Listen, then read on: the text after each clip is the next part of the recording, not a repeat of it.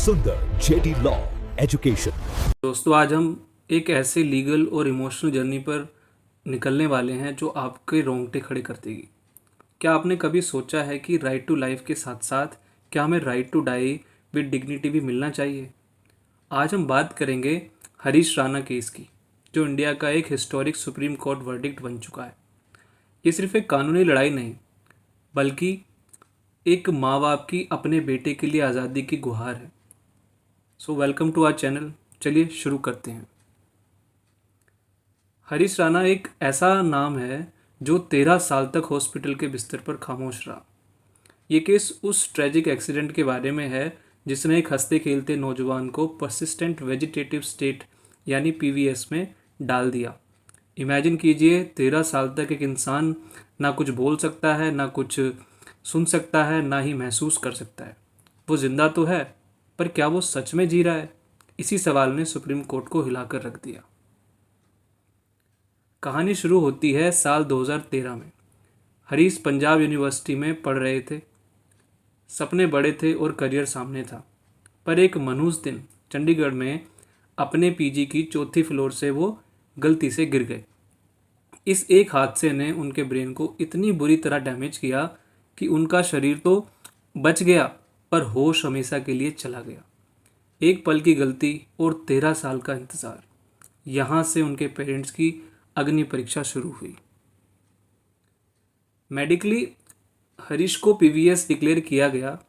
बहुत से लोग पूछते हैं कि क्या ये कोमा है। देखिए, पीवीएस कोमा से भी आगे की स्टेज है। इसमें पेशेंट की आंखें शायद खुली हों, पर उसका ब्रेन अवेयर नहीं होता। वो अपने आसपास के लोगों या जो दर्द है उसको वो पहचान नहीं सकता। वो पूरी तरह से ट्यूब्स और मशीन्स पर डिपेंडेंट होता है।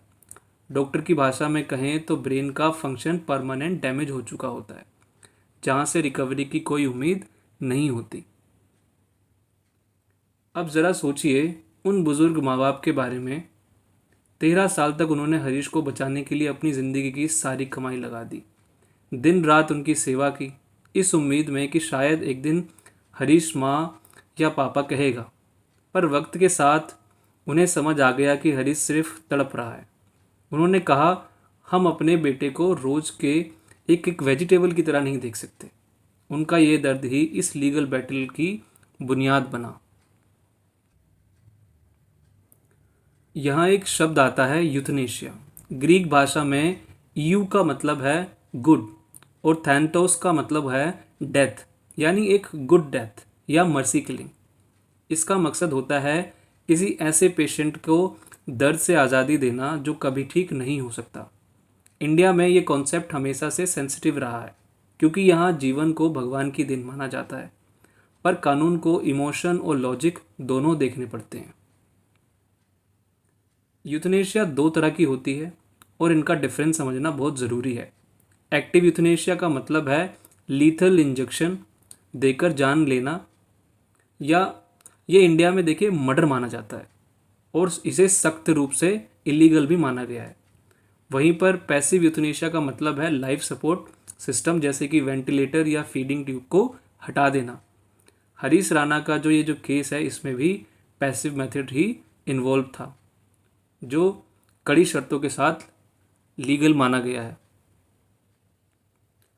लड़ाई आसान नहीं थी। हरीश के पेरेंट्स पहले हाई कोर्ट गए, पर वहाँ प्रोसेस काफ़ी कॉम्प्लिकेटेड था। आखिर में मामला देश की सबसे बड़ी अदालत यानी कि सुप्रीम कोर्ट पहुँचा। पेरेंट्स की सिर्फ एक ही मांग थी, उनके बेटे को उस मशीन वाली ज़िंदगी से आज़ादी दी जाए। उनका आर्गुमेंट सिंपल था, अगर रिकवरी की उम्मीद नहीं है तो उसे मशीन पर लटका कर रखना उसके साथ नाइंसाफ़ी है। हमारे कॉन्स्टिट्यूशन का आर्टिकल 21 कहता है कि हर इंसान को right to life and liberty का अधिकार है, पर सुप्रीम कोर्ट ने इस केस में एक गहरा सवाल उठाया, क्या सिर्फ सांस लेना ही ज़िंदगी है? कोर्ट ने पहले भी कहा था कि लाइफ का मतलब है डिग्निफाइड लाइफ, शान से जीना। अगर कोई सिर्फ एक बेजान बॉडी की तरह पड़ा है, तो क्या आर्टिकल 21 के तहत उसे डिग्निटी के साथ मरने का हक नहीं है? इसी कॉन्स्टिट्यूशनल डिबेट ने केस का रुख बदल दिया।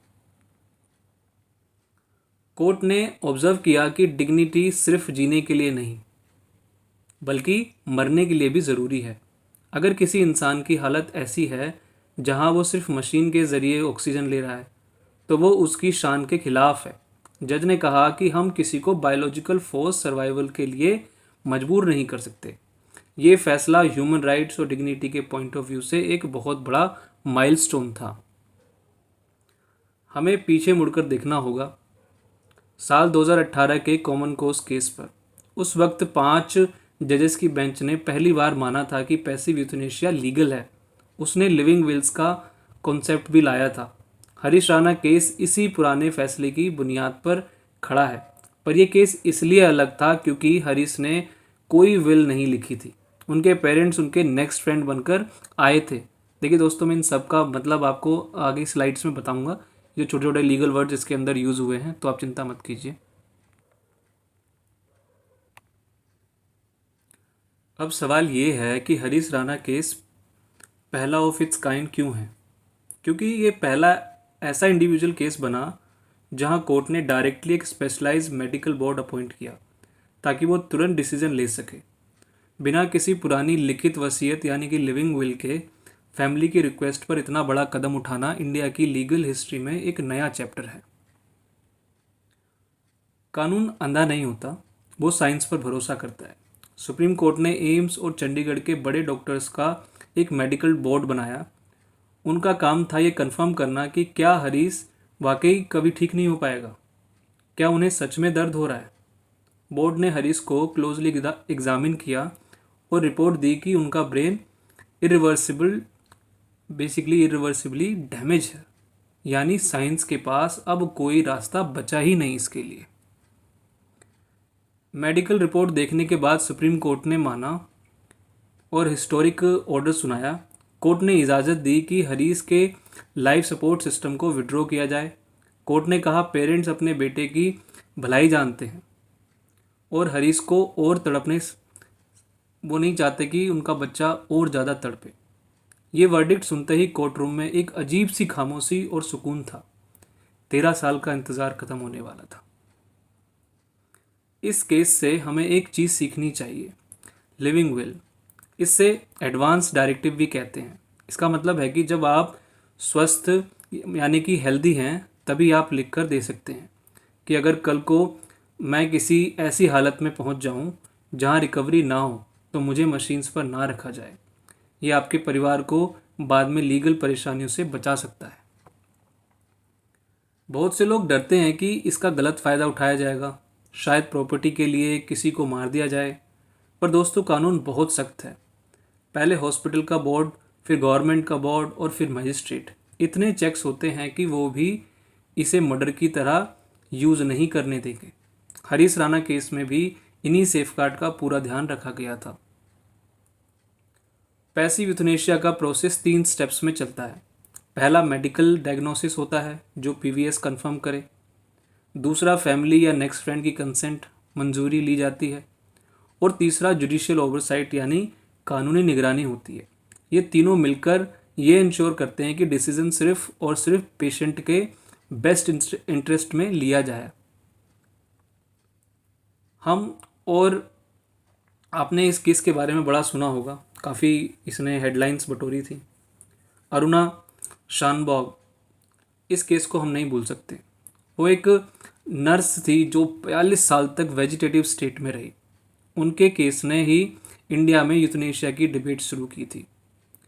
अरुणा को यूथनेशिया नहीं मिला था पर उनकी वजह से कानून बदला और आज हरीश राणा जैसे पेशेंट को भी रिलीफ मिल गई जो अरुणा को कभी नहीं मिल पाई, और 42 साल का सफ़र उसका सफरिंग ही बनी रही।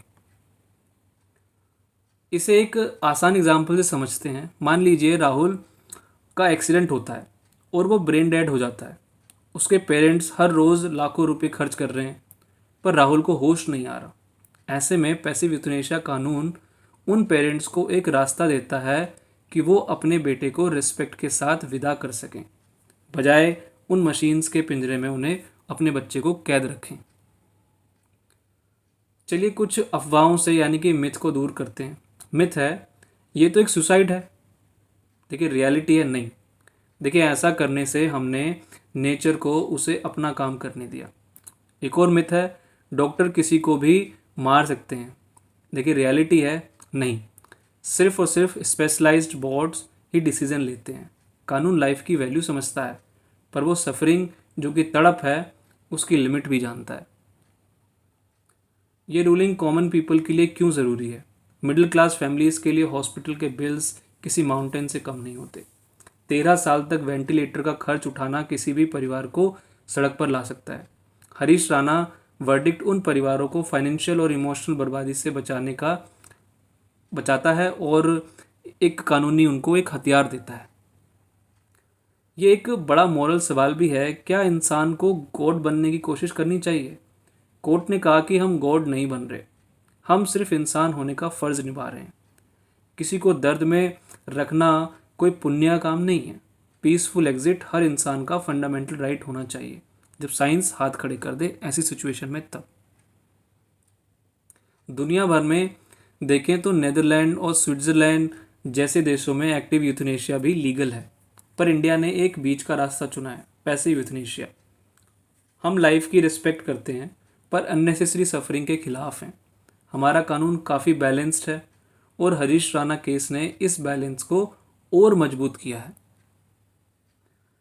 केयर गिवर्स की मेंटल हेल्थ पर क्या असर पड़ता है? इमेजिन कीजिए हरीश के पेरेंट्स का हाल, जो 13 साल से एक बेजान शरीर की सेवा कर रहे थे।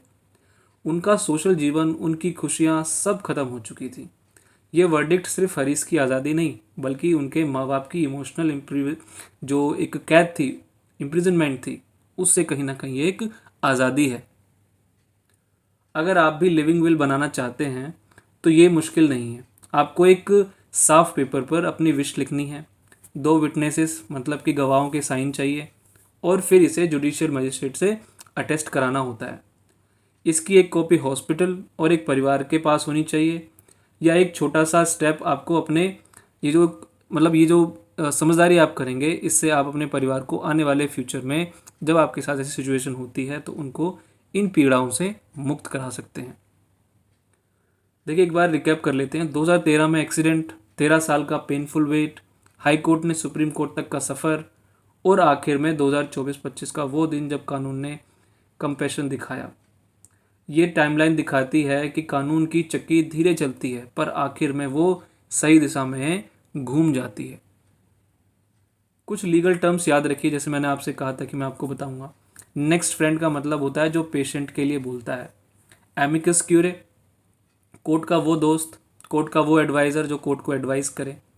और जो पीवीएस है, इसका मतलब है persistent vegetative state. In terms को समझना आपके लिए ज़रूरी है ताकि आप लीगल न्यूज़ को बेहतर समझ सकें। नॉलेज ही पावर है जो आपको अपने राइट्स के लिए खड़ा होना सिखाती है। अक्सर लोग पूछते हैं कि क्या कोई भी विल बना सकता है? हाँ, कोई भी एडल्ट, मतलब जो 18 साल से ऊपर है, जो मेंटली साउंड है, वो बना सकता है। क्या डॉक्टर इसे मना कर सकते हैं? देखिए नहीं, अगर मेडिकल बोर्ड ने कंडीशन कंफर्म कर दी है तो हॉस्पिटल को कानून मानना ही होगा। ये सेफगार्ड्स आपकी प्रोटेक्शन के लिए ही बनाए गए हैं। फाइनल मैसेज दोस्तों, law is about compassion. Harish Rana case ने यह साबित कर दिया कि जब जिंदगी के रास्ते बंद हो जाते हैं तो कानून एक नया दरवाज़ा खोलता है, शांति का दरवाज़ा। हम सबको इस केस से सीखना चाहिए कि डिग्निटी सिर्फ जीने में नहीं बल्कि आखिरी सफ़र में भी होनी चाहिए। उम्मीद है आपको हरीश राणा केस की ये डिटेल लीगल जर्नी समझ आई होगी। हमारा मकसद था आपको आपके राइट्स के बारे में जागरूक करना। अगर आपको लगता है ये वीडियो किसी के काम आ सकती है तो शेयर ज़रूर करें। Subscribe for more legal awareness. Thank you.